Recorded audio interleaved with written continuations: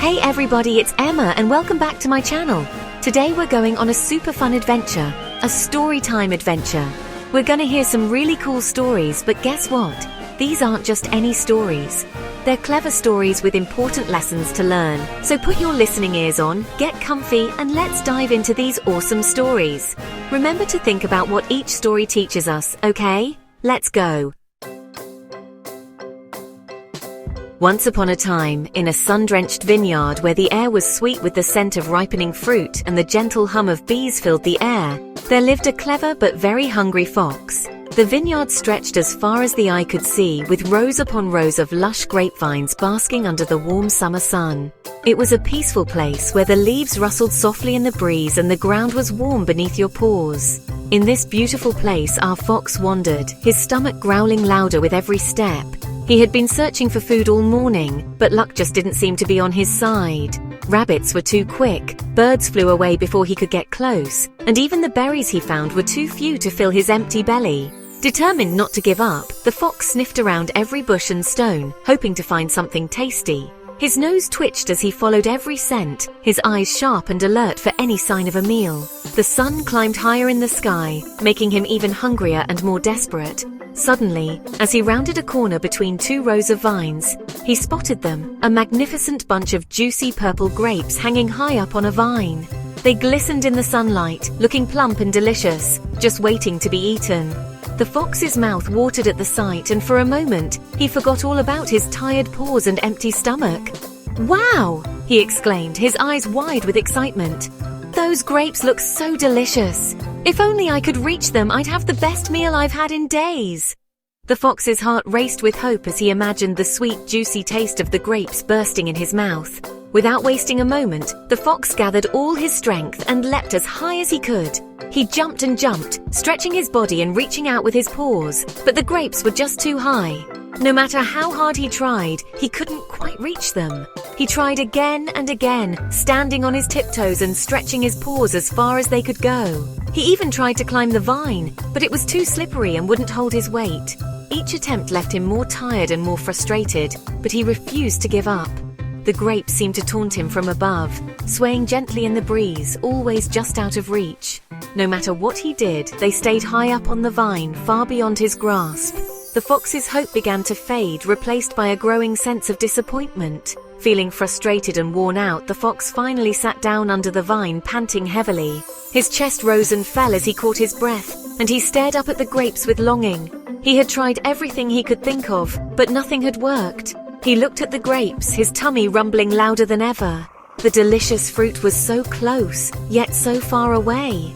The fox felt a mix of sadness and frustration, wishing things could be different. Finally, after a long moment, the fox stood up and shook the dust from his fur. He tried to hide his disappointment and said, "Those grapes probably taste sour anyway. I don't want them." He lifted his nose in the air, pretending he didn't care, even though he still wished he could have tasted just one.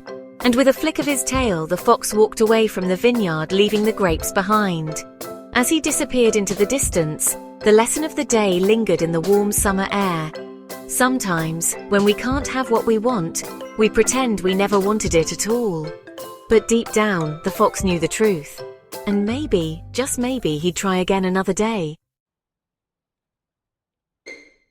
Roaring loudly, a mighty lion was napping under a shady tree. A tiny mouse scurried by, unaware of the sleeping giant. Squeak, squeak, squeak went the little mouse, pushing a nut across the ground. Suddenly, the mouse tripped and tumbled right onto the lion's paw. The lion woke up with a start, letting out a roar that shook the ground. The little mouse trembled in fear, saying, "Please, Mr. Lion, please don't hurt me. I didn't mean to wake you up." The lion looked down at the tiny creature, amused. He chuckled. "What could a little thing like you possibly do to me?" The mouse pleaded, "Please let me go, Mr. Lion. You never know when someone small might be able to help someone big." High on a hillside, a young shepherd boy was watching over his flock of sheep. Feeling bored, he thought of a prank to play. "Wolf! Wolf! Help! A wolf is attacking my sheep!" he cried out, pretending to be scared. Hearing his cries, the villagers came running up the hill, ready to help. But when they got there, they found the boy laughing. "Ha ha! Fooled you! There's no wolf!" The villagers were annoyed but returned to their work. The boy, finding his prank hilarious, repeated it again the next day. "Wolf! Wolf! Help!" he cried even louder this time. Once again, the villagers rushed up the hill, only to find the boy laughing at them. "This isn't funny," they scolded. "Don't cry wolf when there is none." On a scorching summer day, when the sun blazed high in the sky and the earth below shimmered with heat, a lone crow soared through the air. The land beneath him was parched and cracked, with not a single drop of water in sight. The trees had lost their leaves, and the grass was brown and brittle. The crow's wings felt heavy as he flapped them, searching desperately for any sign of relief from the relentless heat. The poor crow was exhausted, his throat dry and scratchy. Every breath he took felt like swallowing hot air. He had been flying for hours, his eyes scanning the ground for a glimmer of water, but all he saw was dust and dryness. His beak hung open as he panted, and his feathers were ruffled from the harsh wind. He felt weaker with every passing moment, and he knew he needed water soon or he might not survive the day. Just as he was about to give up hope, something caught his eye. A clay pot sitting quietly under the shade of a large leafy tree. The pot looked old and weathered, but it was the only sign of water for miles around. The crow's heart leapt with a flicker of hope. Maybe, just maybe, there was some water left inside. Gathering the last of his strength, the crow swooped down from the sky and landed beside the pot. He hopped closer, his eyes wide with anticipation, hoping that his long search was finally over. The cool shade of the tree offered a brief respite from the burning sun, and the crow felt a little surge of energy as he approached the pot. Peering inside the pot, the crow saw a small pool of water glistening at the very bottom. Relief washed over him, but it was short-lived. The water was too far down, and no matter how hard he tried, his beak simply couldn't reach it. He stretched his neck as far as it would go, but the precious water remained just out of reach. The crow was determined not to give up. He circled the pot, examining it from every angle. He tried to push it over with his body, hoping the water would spill out onto the ground where he could drink it easily. But the pot was much too heavy for him to move, no matter how hard he pushed or nudged it with his beak and wings. He tried tipping the pot over, using all his strength, but it wouldn't budge.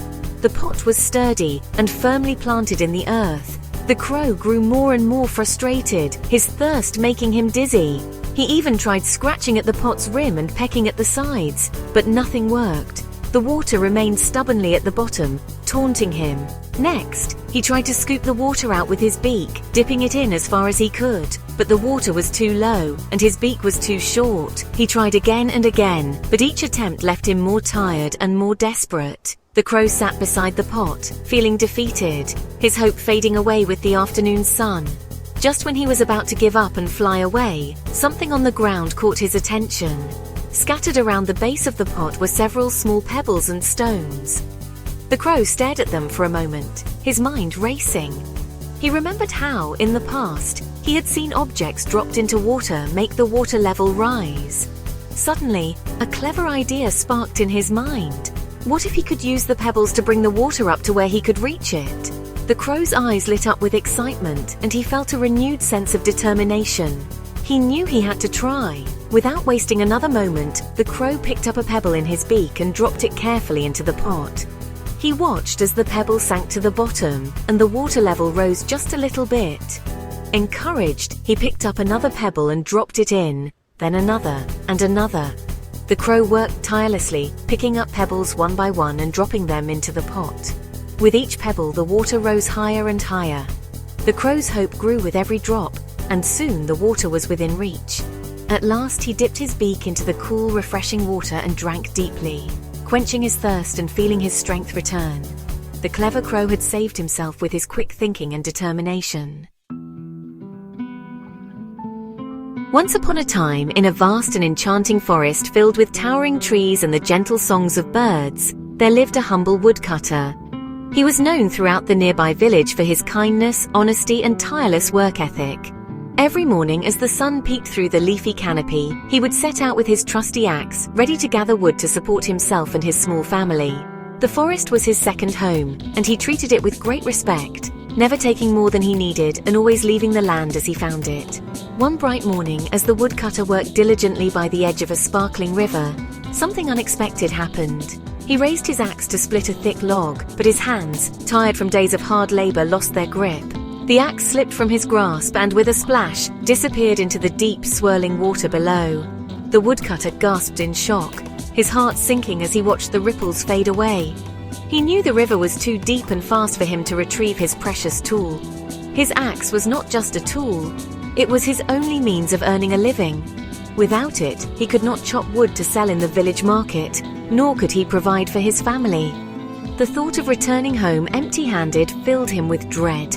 He had worked hard to save enough money to buy that axe, and now he didn't have enough to replace it. The woodcutter's shoulders slumped as he stared at his empty hands, feeling helpless and alone in the vast forest.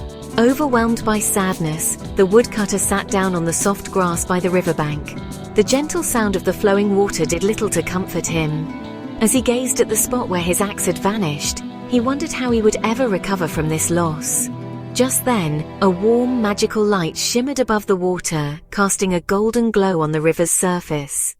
The woodcutter blinked in surprise, unsure if his eyes were playing tricks on him. From the glowing light emerged a gentle fairy, her presence as calming as a soft breeze. She floated gracefully above the water, her eyes filled with kindness and understanding. "Why are you so sad, woodcutter?" she asked in a gentle, melodic voice that seemed to echo through the trees. The woodcutter, still in awe, could hardly believe what he was seeing. Gathering his courage, the woodcutter explained his misfortune to the fairy. He told her how his axe had slipped into the river and how it was his only way to earn a living. He spoke honestly, without exaggeration or complaint, simply sharing the truth of his situation. The fairy listened patiently, nodding with empathy as he finished his story. The fairy's heart was touched by the woodcutter's honesty and sincerity. She smiled warmly and said, "Do not worry, kind woodcutter. Your troubles have not gone unnoticed. I will help you." Her words filled the woodcutter with hope, and he watched eagerly as she prepared to work her magic. With a graceful motion, the fairy reached into the river. The water sparkled and swirled around her hand as she searched beneath the surface. After a moment, she emerged holding a gleaming golden axe, its surface shining brightly in the sunlight. The woodcutter stared in amazement, never having seen such a beautiful tool before.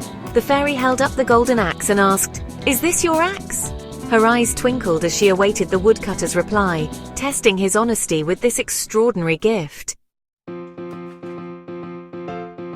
Well, that's all the stories for today, adventurers. I hope you had as much fun listening to them as I did sharing them with you. Which story did you like best? Let me know in the comments below. Don't forget to give this video a big thumbs up, subscribe to my channel for more exciting adventures, and I'll see you in the next one. Bye!